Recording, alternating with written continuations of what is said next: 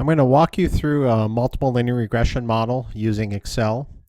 So I'm going to choose certain variables. First, the S&P 500, and that data is coming from Yahoo Finance. I'm going to grab some data for the GDP, gross domestic product, and that comes from the St. Louis Fed, the FRED system too.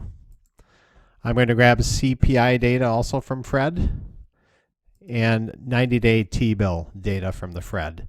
So my assumption is that the GDP, consumer price index, and which would be inflation, and the 90-day T-bill drive the S&P 500, and I want to see if this is true. If I can develop a model to come up with a prediction then for the S&P 500.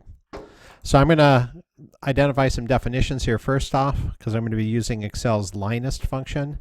And in the linest function, it gives you r squared. It's going to give me coefficients, m1, m2, m3, because I have three variables here. It will give me the intercept, b. I have a standard error coming off of the linest function, and that's going to be the standard error then for the coefficients m1, 2, 3, and then also b. It's going to calculate a other metrics for me, like the f-stat and things like that, and degrees of freedom and so forth. So anyway, I just want to document this. I'm going to calculate some other variables. One is going to be the t inverse function there, tinv, and that's going to give me the t-stat for the left tail. And I'm going to use a probability of 5% for that. Now, using a probability of 5% is pretty standard. And what you're saying is you want to capture that 95%, which is going to be like a 2 sigma type distribution.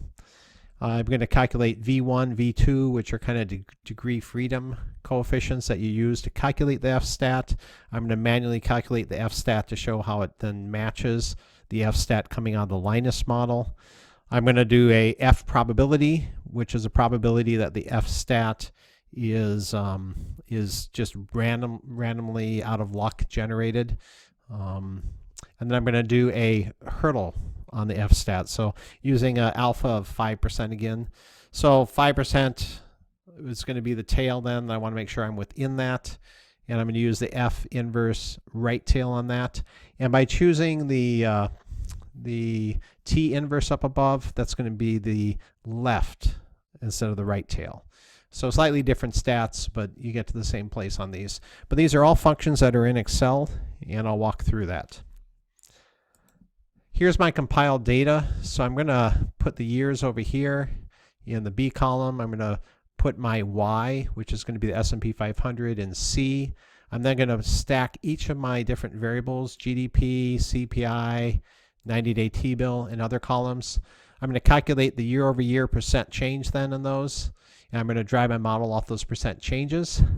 Over here, I'm going to calculate Y, what the Y value is coming off of there. And I'm going to calculate off the coefficients that are generated from the actual linest function down here.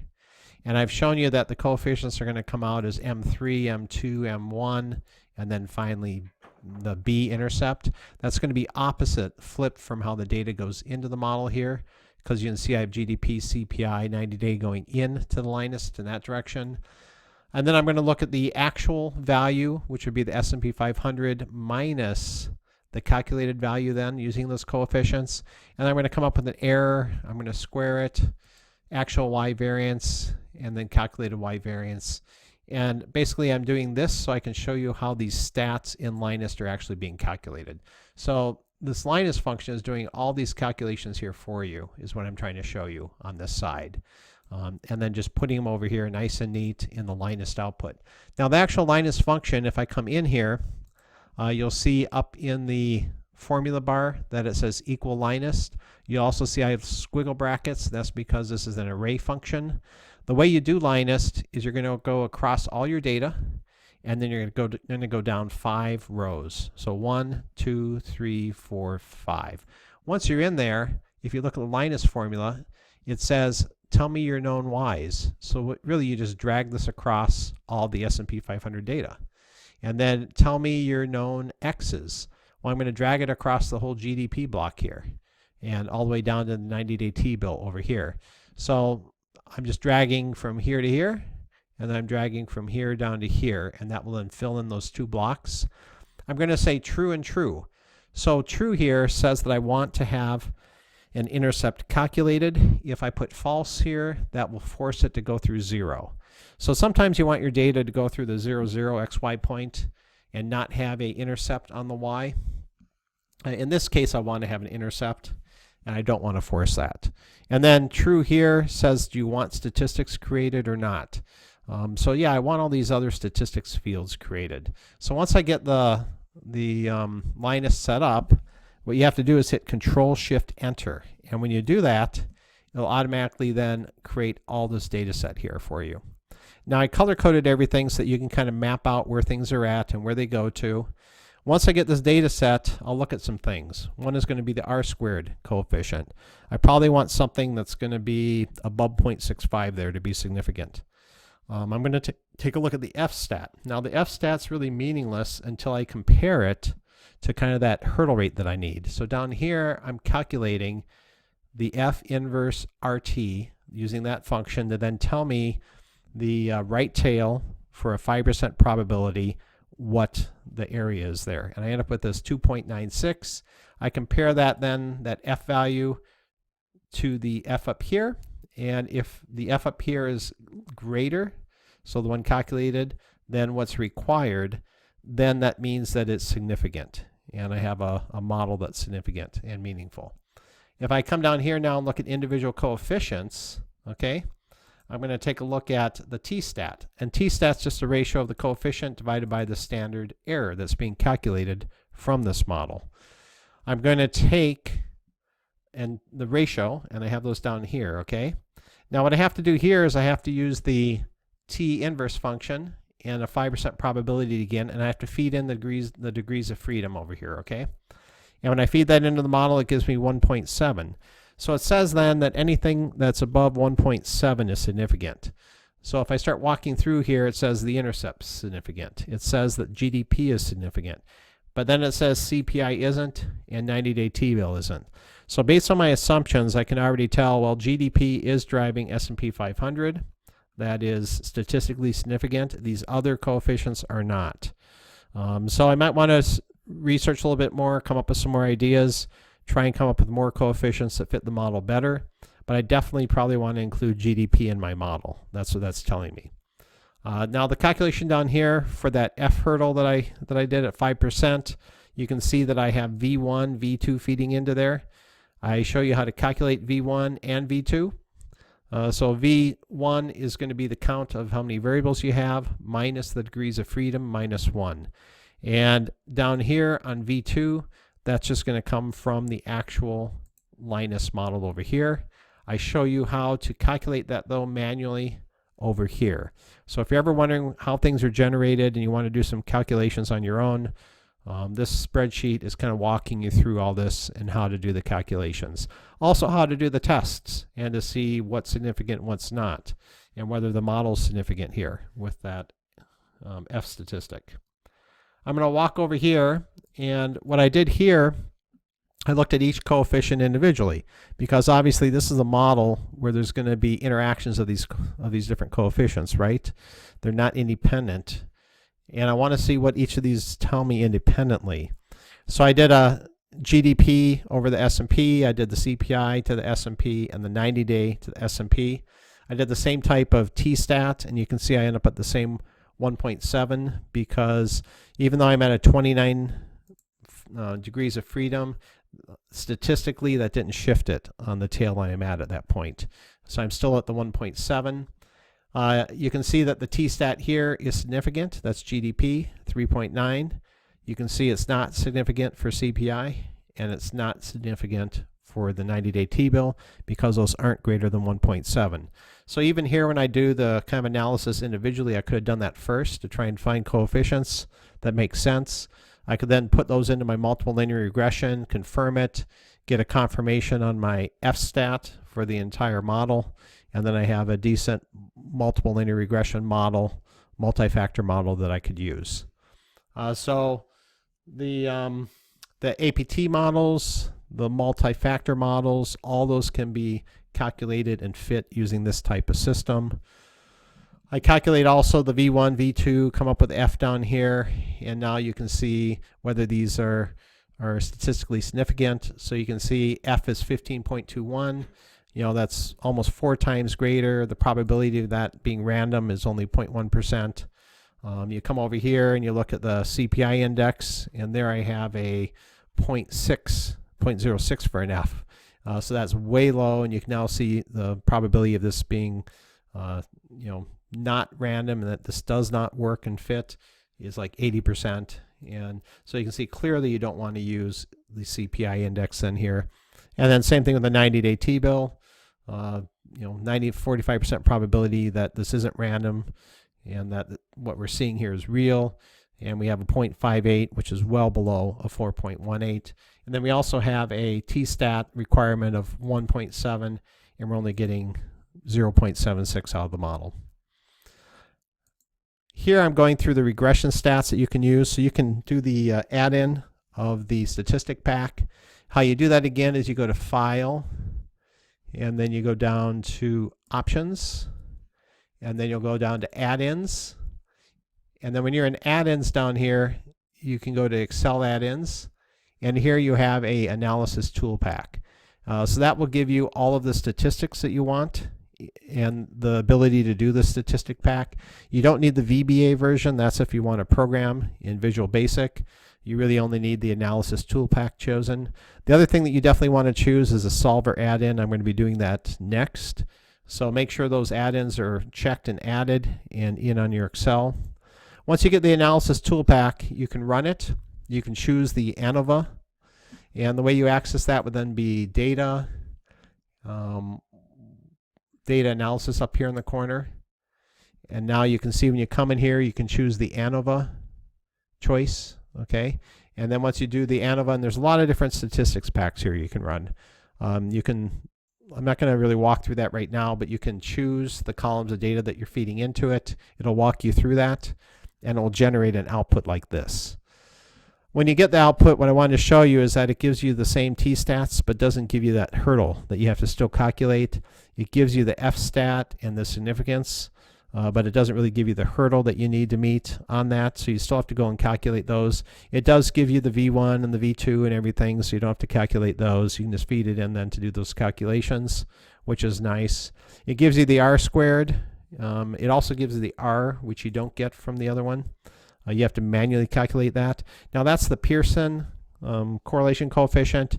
You can either use the Excel function Pearson, or you can use the Excel function Correl, C-O-R-R-E-L, to get this R. Now the significance of these, 0 to 1 would be here, but this could be -1 to 1. And it's kind of nice to get the R, because R will tell you whether you're positively or negatively correlated. But really it's this R-squared you're after, and you want that to be at least 0.65 to be significant. So this is saying, based on R-squared, the model isn't significant. But as we saw, the F statistics said that what you're seeing here is valid and significant overall. Something else I wanted to show you down here is that it does predicted versus residuals. So all that's happening here is that we're grabbing the coefficients that are calculated. We're applying the coefficients multiplied by the values being fed into the model. From that, we're adding in the B, the intercept, and then we're doing a calculated output here. And the calculated output, you can see, is what the predicted Y is over here. Now, if you take the predicted Y minus the actual Y, which is here, then you end up with this delta. Well, actually, actual minus predicted, I should say. You end up with this delta, and that's what the residual is. So I just wanted to show you what they're doing here on this ANOVA. All these metrics up here are also, if you come back to the compiled data, are being calculated here. So ANOVA isn't doing anything special. You can do all this manually in Excel, and I kind of like having it set up here, like in this format, where you have all the calculations and data where you can change it and do anything you want with it. To me, that's a little bit more powerful than having to run this data pack and just getting this kind of static output. So I'd recommend that you set up, if you like to do this kind of stuff, models like this. And I'm just trying to help you and walk you through what the different components are and how these calculations work. Now, what is really going on in Excel is Excel has this hill climb solver system. And I can do the same analysis using solver here. And if I come in here and I set the data up like you see, and if you walk over here and I'm doing a calculated y based on the coefficients here, and then I do a delta from the actual y and the calculated y. So once again, that's just going to be the S&P 500 actual value here of 30% minus what I calculated with these coefficients applied against these variables to give me this calculated value. I come up with a delta, okay? And then I'm going to come over here and I'm going to square it because I want positives and negatives to be neutralized at that point. And then I'm going to sum up the squares. So I'm looking for my true variance then at that point. And I'm going to sum all those variances up. Now if I come in here and if I activate solver, which I mentioned to you before, and if I set something up like this, where I say minimize my total variance of all these calculations, okay, and I'm going to calculate a calculated y for all of the values going in, okay, from 4 down to 34, and I'm going to come up with a variance for that and sum them up. So I'm saying I want the minimum of that. So minimize my variance, and do that by changing, if you look at what this is G to J 37, so that's these cells here. So I'm going to have Excel change these, the actual coefficient M1, M2, M3, and the intercept, B, and I'm telling it that it has to be less than 1 or greater than or equal to -1. And what I'm doing here, this is on M37. So if I come over here to M37, I have the R squared. So I said that has to be somewhere between 1 and -1. So I did that to kind of lock the model down because I don't want these values to go crazy and have kind of a runaway model. So I'm able to constrain it through this R squared value that's being calculated by changing the range. And I didn't lock down the ranges. I'm letting them go anywhere they want to minimize the variance that I have. And then once you set something up like that, you just say solve, okay? And there, it just solved at that point. And you'll see that these coefficients that I solved here with a hill climb iterative process through the Excel solver will exactly match the coefficients that are calculated here, okay, on Excel's internal statistic ANOVA program, and also over here what we did with the Linus function. So a lot of people don't know about things like this, and that's why I'm showing you how you can use solver to iteratively optimize a model. And you can use Linus to also accomplish the same thing through a multiple linear regression, or you could use more of a static ANOVA package in Excel to get you to the same place. My true preference, since I like to do a lot of modeling, would be to use the solver function. It's very functional. I can put anything in here I want. And I'm not even limited to a multiple linear regression at that point. I could have a model that's stacked with exponentials that are raised to powers, really anything I want on my model. And my only criteria here is to minimize my total variance. And when I do that, I know I have an optimized model. And then I can still go and calculate all the same statistical metrics using the other various functions in Excel. So this is a very powerful model here. I rarely use the ANOVA package and stuff like that. I'd rather build my statistics like this in more of a dynamic set. And then if I'm building models, I like to optimize my models coming over here to like a solver set.